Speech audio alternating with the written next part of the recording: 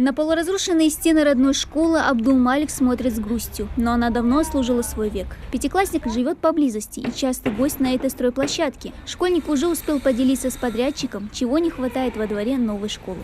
Мы, особенно именно летом, на летние каникулы с друзьями, каждый день ходили, играли в футбол, там по 2-3 часа, и так было каждый день.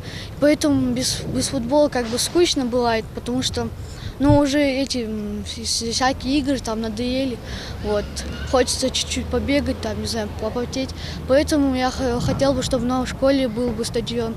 Возводит школу по федеральной программе повышения устойчивости жилых домов и основных объектов в сейсмических районах. Рабочие уже заложили фундамент, отстроили каркас здания и работают над кладкой стен.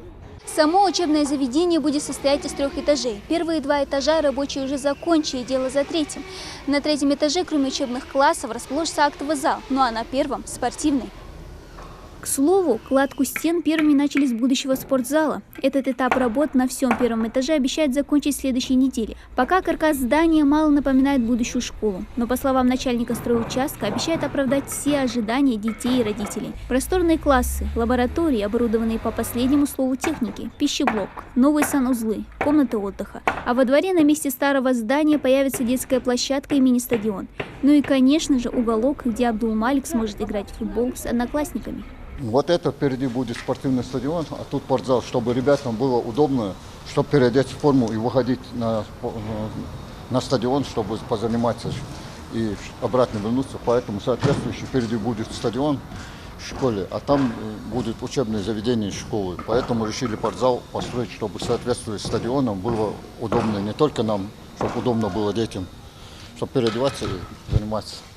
Рабочие уверяют, в сроки укладываются. За этим следит и специальная рабочая группа, в составе которой представители администрации и общественных деятелей города. Они наведываются сюда каждую неделю, и пока нареканий нет. Впрочем, в списке проверяемых не только первая школа. Город погрузился в большой строительный бум. Тут и там возводятся различные соцобъекты. Строительство на стадии завершения детского сада на 220 мест. Вот он уже завершен, там идет уже завершительное мероприятие. Также у нас ведется строительство общеобразовательной школы на 720 мест и детского сада на 220 метров в центральной части города. Также у нас в рамках нацпроекта предусмотрено строительство центра культурного развития и 2 детских садов. Частый гость на стройплощадке Аза Гадаборшева, замдиректора, делится: строительство новой школы как нельзя кстати. Старая еще 60-х годов находилась в аварийном состоянии, но учитывая, что возводить здание начали в разгар учебного процесса, детей пришлось распределить по остальным 4 школам города. Некоторые классы попали в 3-ю смену, потому что не было другой возможности. 1 класс и 11 классы нам удалось разместить даже во 2-ю смену, благодаря тому, что школы приняли нас.